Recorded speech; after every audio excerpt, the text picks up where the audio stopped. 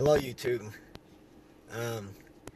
Like I said in my testimony video, I was gonna make a video about demons and tell you about my experience. Yes, demons are real. I was the biggest doubter in demons when I was younger, because I always thought that if there was a God, what's the purpose of making evil beings and tormenting us with it? So I always used to thought demon, Satan, all that was not real, but in actuality, it's the realest thing. Like the spiritual battle that we are in, that's the realest thing around here. All this stuff is temporary, but the spiritual battle that we are in right now, that is the realest thing around. You know, and then the devil, that's his biggest weapon, is to make us not believe in him. So, just a brief overview, summary of if you watch my testimony video, even though it's long, it'll explain to you what was going on in my life and how I came to the place where I was at. But I'll give you a brief overview. I had been convicted. I was doing time in a federal prison. So and prior to that, I was in county jail, and I had a miraculous experience, or supernatural experience, I guess what you would call it, where I had something happen to me where I started believing in Jesus Christ, even though I was never a believer in Jesus or anything. If anything, I was more of a Buddhist, but it's because my family was Buddhist, but I wasn't really Buddhist. I was more like agnostic, I guess that's the word for it. So anyway, so after this experience in county jail, I was real fervent. I had a real burning desire to talk about Jesus, and I was real new into Christianity, and I was trying to evangelize or whatever. So I was constantly, when I was in county jail before I went to prison, after my experience, I started talking about Jesus and trying to tell everybody about Jesus. And so when I finally got to prison, just like in my testimony, my face was shaken by this Muslim guy. He started showing me all these contradiction in the Bible, and start asking me profound questions that I didn't have the answer to, and it really shook my faith. And I turned my back on Jesus, because I thought, oh man, he was right and blah blah blah. But if all those, for anybody out there that ever experienced that, if a Muslim guy or even any type of other religion come at you and shake your faith, don't just falter like I did, and use due diligence and look up all the stuff they're talking. You'll find out the truth. And that's what happened to me later on. But anyway, and another thing, any of you guys out there that waver in your faith or lose your faith, don't feel bad, look down on yourself, because we're human, just like me. I had let's see, 3 so-called miraculous experiences, and one other one with my child, and I'll make a video about that with my child. That one's amazing too. And still I doubt myself, and still I doubt Jesus and all that stuff. So it's only natural because we're human. So anyways, after I lost my faith in Jesus in prison, I started delving into other type of stuff, because I still had a spiritual hunger. So I started looking into New Age, Native American spiritualism, because in prison, especially in the federal prison, they'll allow you to say all your religious desires in prison. They'll give you everything. I guess that's the way of, because all these people in there are doing a lot of time, and they don't want guys in there just losing their mind or something. So I tried everything. I tried Islam.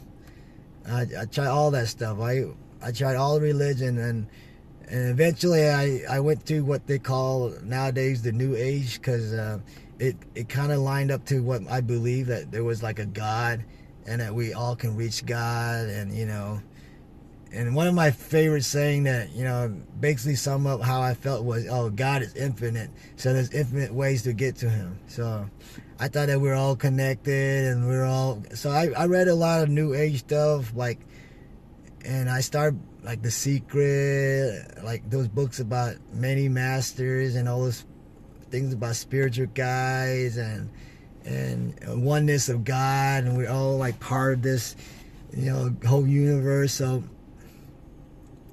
basically, I was believing in that. So and I forgot which book it was I read, but it was about spirit guide and how you can talk to your spirit guide and how to reach your spirit guide. And so one day I was reading a book. I was like, okay, so I think I remember the book.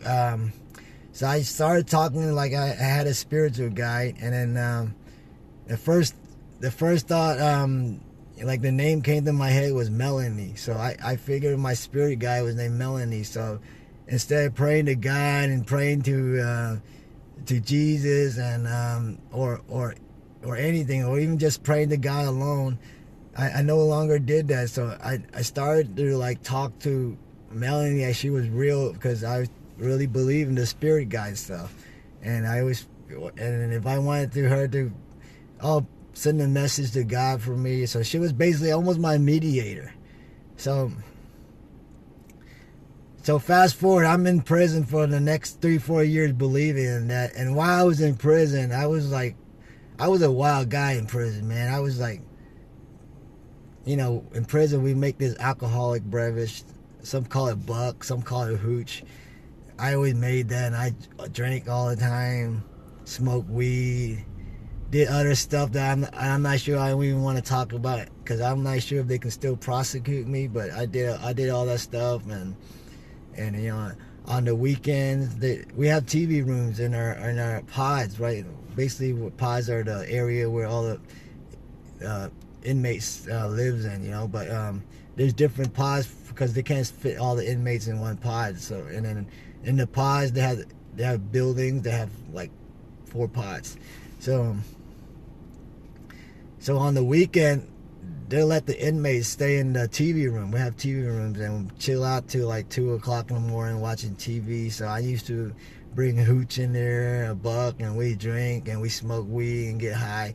And other than that, before that, my room was always like a gambling room. We'll go in there, play poker and all that stuff. And all the cats in my posse used to know my cell was like the party room. They'll come by, and we'll smoke weed in there too. So as I was nearing the end of my sentence, we have counselor in there, like almost like school has counselor. So I had a meeting with my counselor, and he was telling me I had what they call a detainer. A detainer is like I was doing Fed time, so I had state charges still.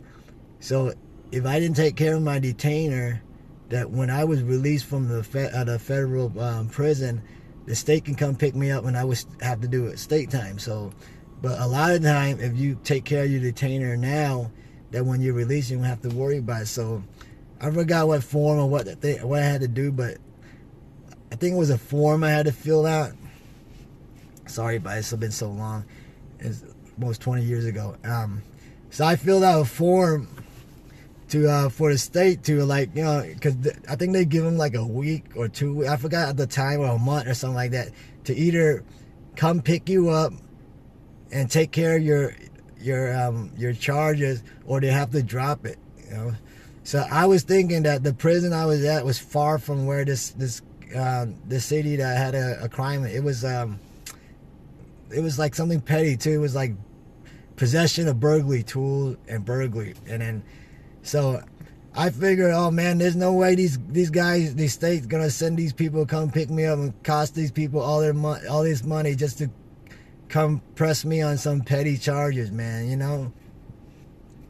So I know I forgot how long that they had to come pick me up, but I know that I just still remember that they picked me up on the second to the last day, because I already thought it was gravy, man. I thought it was a done deal that these people weren't gonna pick me up. So I was like happy, right? Instantly they called my name, they called me down. They say, "Oh man, these people will come tomorrow, come pick you up. Get all your stuff together." I was shocked, man. I say, "What? These people are gonna come pick me up on this petty ass?" Sorry for the ass. sometimes that street in you still come out. So petty charge. So I was shocked that they were gonna come get me, but regardless, they gonna come get me, and I need to take care of it unless I wanted to get out of prison and end up doing state time.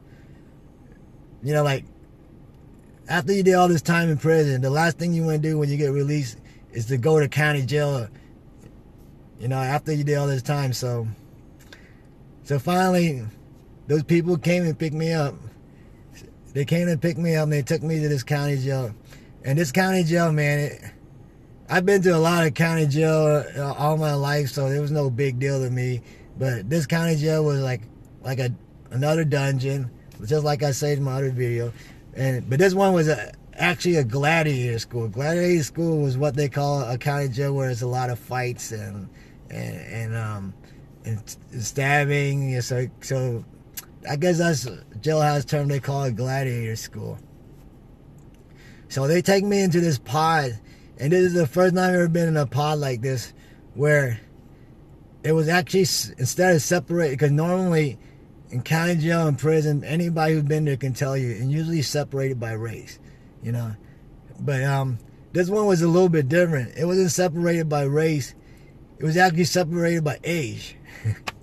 They had the younger kids, which they call the jits, you know, short for jitterbugs, and then they had the older guys, and a lot of the older guys were already ex-convicts, guys that had been in prison, because they were all like, I guess they were pretty big, you know. People in prison are pretty big because they work out all the time. So, and then I guess a lot of the kids were like jits from out in the streets, out and about.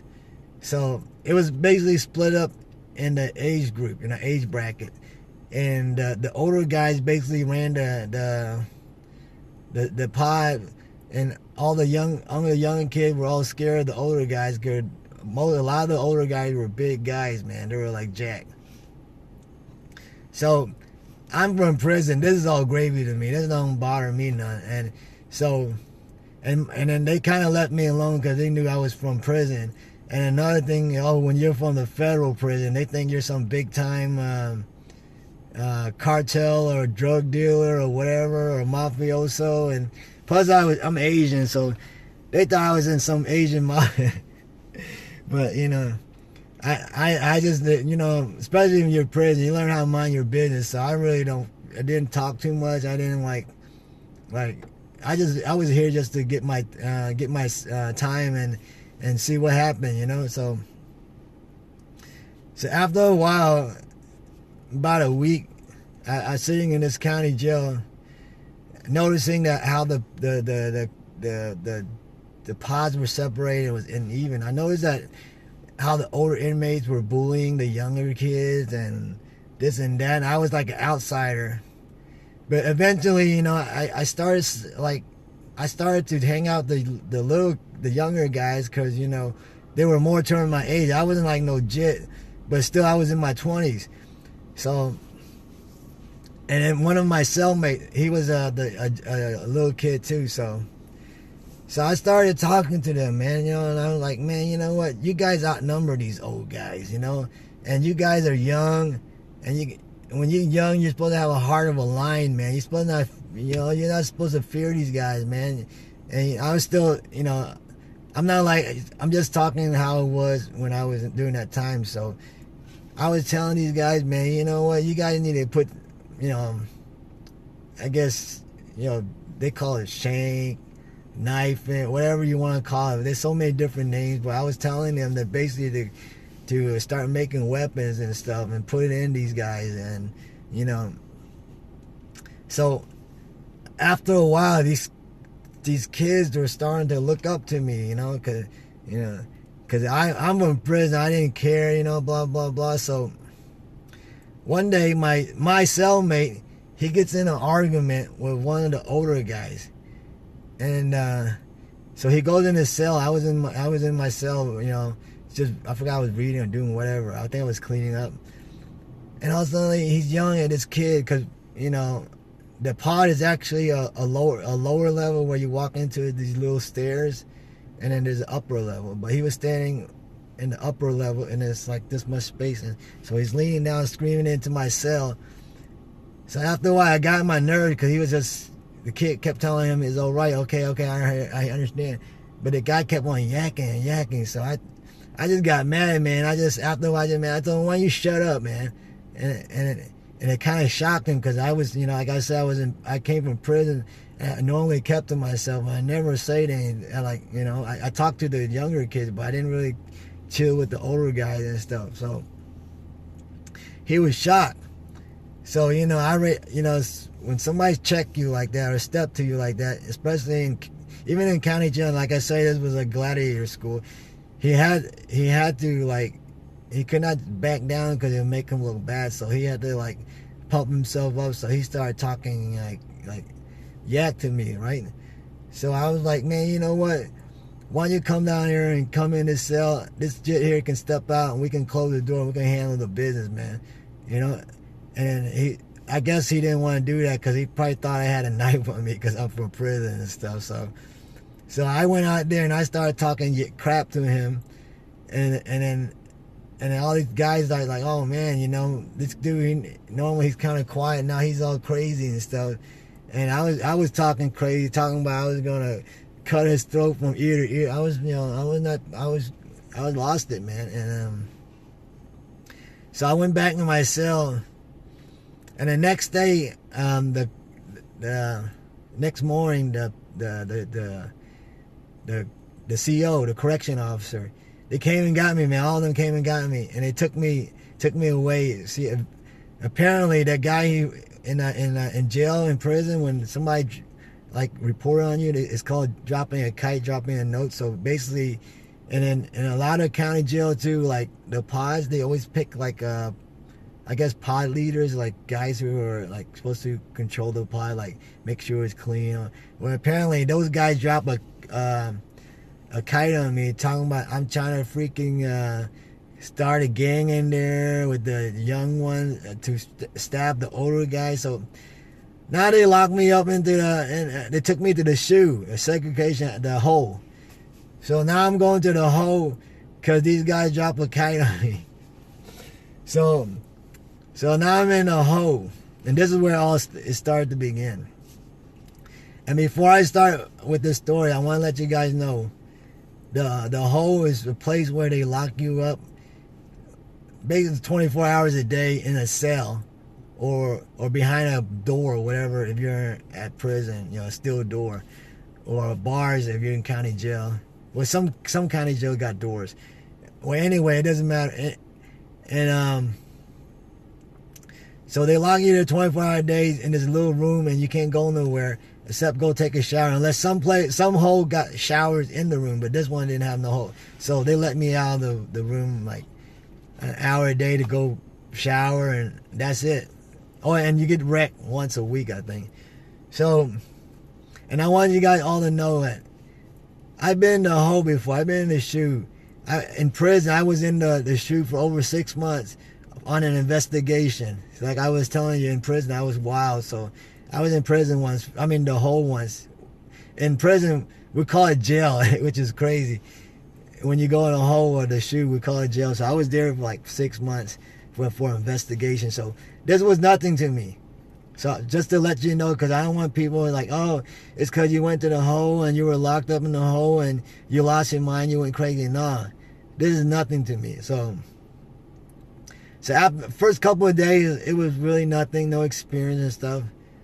So one day I had this dream that I was sitting in a gymnasium with a bunch of round tables, and there was carpets on the floor, and there was this beautiful girl sitting across from me, and she was talking to me. So remember, I told you before, I still believe in the spirit guy stuff, so I was still talking to her. And her name was Melanie. So I was talking to this girl, and all of a sudden, man, it's so weird. It was you guys ever seen The Matrix, how stuff just come out of nowhere? So it was kind of like that, but it was gigantic steel doors. This was dropped down all around me, and I heard an evil laugh, almost like an evil clown laugh, and it said, "Ha ha ha! What are you gonna do now? Call Melanie?" And I was like, what? And it was so weird. I woke up and I was like, wow, that was a weird dream. And then I started hearing in my cell like almost like distant chatter. It was like I kept hearing this distant chatter, and let me give you a brief discussion about the whole. It's like the room. It's basically like pure concrete, and anything metallic is bolted down. There's no space, no nothing, so it's impossible for anything to hide or any. Everything is bolted down and sealed shut. So, and then you wouldn't be able, if you hear a noise, if it was people out you know where it's coming from. So I was hearing this distant chattering, like people talking, but you couldn't make out what they were saying. And then all suddenly, as days went by, I started hearing like clattering, like almost like a mouse or a rat running around my room. But that's the thing. There's no way there can be a mouse or a rat running around without me seeing, because there's no space for it to wedge in, because everything is basically sealed up, bolted down. If anybody's been in the hole, they know what I'm talking about. There's no space for that. Everything is cut like this. They're scared you hide stuff, so they have everything welded shut or sealed shut, so there's no room, no space. And I kept hearing this little clattering around, like movement around the hole, like some like claw feet just hitting concrete. So I was like, what's going on here, man? It's so weird, So and a couple of days later, I had this experience. I guess that's the best thing, the way to describe it is lucid dreaming, because I know it happened because I had physical effect from it. So when I was in prison, I was playing softball. I dislocated my right shoulder, so I was sleeping on my left side. But I like to sleep like in a fetal position. So I was sleeping on my left side, staring at the wall. The thing I know I was doing that because anyway, I had this like lucid dream or out of body experience where I was watching myself lay there sleeping in a fetal position, staring at the wall. So, and all of a sudden at the corner of my eyes, I saw this real like scaly hand. It was so weird. It was like it's almost like a burnt scaly hand, and then the finger was sticking out like this, right? But on the finger was a claw, and it was like a hook claw. It was like this, a long hook claw, and it reached all the way to me, like from the corner of my eyes. I can see from the corner. It went all the way, and it went all the way to where I was sleeping, my physical body, and I saw it scratch my back like this. And I felt it. Even though I'm watching myself later, I felt it, and I woke up, and I turned around like this, and I tried to snatch it, and like slap the hand, because it felt so real and physical, right? And I was like, oh my God, what was that? And then I felt the burn, like like my back was on fire, man. And I was like, what's going on here? So I go to the sink, and like I say in prison, they don't give you a mirror. It's almost like a piece of metal. It's like a flat metal that's dull. You can't even see your reflection out of it. But luckily, in jail, a lot of time people who want to still smoke cigarette, they'll light a cigarette by using Brillo. So luckily there was a piece of Brillo when I first got there that I hadn't used to like rub it, the metal, to get a nice clear part out. So it had like almost a clear section like this big. So, but at the height it was, and it was hard to get up there to see it, because I had it only you can see your face. So I had to stand up in the toilet and have contort my body to look at it. And then finally, when I got to the spot where I can like turn and look at it, but I couldn't look at it all the way because of the where it was at and stuff. But I saw the front part of it, because I put my finger on where I felt the whole thing, and it was only like the front, like not the whole scratch, but I know it's the whole scratch because I feel it in my back. Man, it was a scratch there, man. It was a red scratch there, and I was like, holy cow, man. I was freaking out. I was like, what is going on here, man? This is crazy. So I'm like, man, what is it? I was like, man, it must be something like evil in this. By now I realized there's something evil in here that was attacking me, you know, for some apparent reason. So here comes where the main part happens. So one day I don't even know how many days later, and I don't even know this is not. I would say it's not a dream. It was more like a spiritual experience because I actually felt it. So all of a sudden, like in my dream or my experience, well, let's say it's a dream because I don't even know how I got there. So in this dream or physical experience, I was in my old house where I grew up as a kid, and I was living there with my brother. He was in the dream, and there was a lot of like poltergeist activity, like furniture flying around, noise, screaming and stuff. So all through that dream, the house was experiencing this. So I was like asking my brother, "What's going on here?" And my brother was like, "Oh, you have a demon in your house." I say, "A demon?"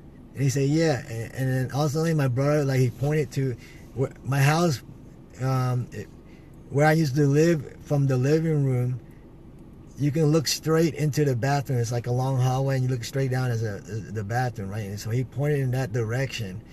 And all of a sudden in the bathroom, the door closed, and the light turned on. I'm like, wow, what's going on?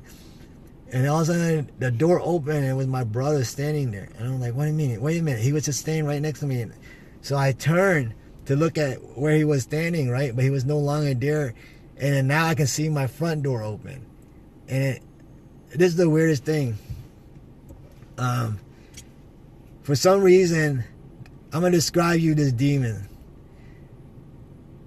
The best way I can describe you, it looks exactly like how you see a typical demon, but his skin was like almost a grayish, smoky looking, with a little color, like I guess red, but it was scales. You can see scales on him. And this guy was the hugest thing I ever seen in my life. I mean, this guy was like easily 20, 15 feet tall.